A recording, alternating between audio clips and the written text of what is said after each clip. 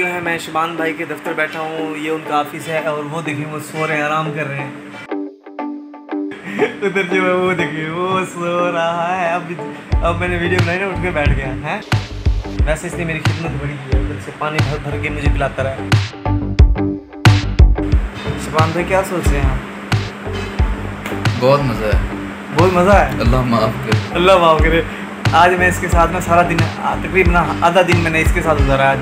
मैं जा रहा हूँ, मेरी गाड़ी खड़ी है बाहर। हाँ चलना पड़ता है। ये इसकी गाड़ी खड़ी है, ये देखिए कौन सी है, जीला। ये नींद आ रही है बहुत है। तो उधर भी आधा घंटा उधर मतलब सोते रहे हो। अभी ये देखे ना, सुकून से अपनी चेयर पे सो रहे हैं, मतलब बैठे हैं और उसके बाद सो जाते हैं, कभी उठ के बैठ जाते हैं।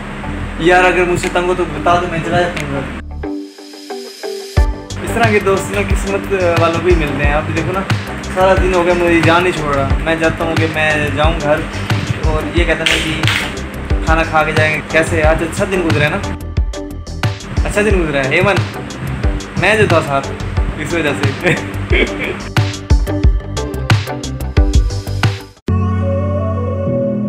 ये जी बच्चे जो सारे नाश्ता कर रहे हैं, आज इतवार है ना, ये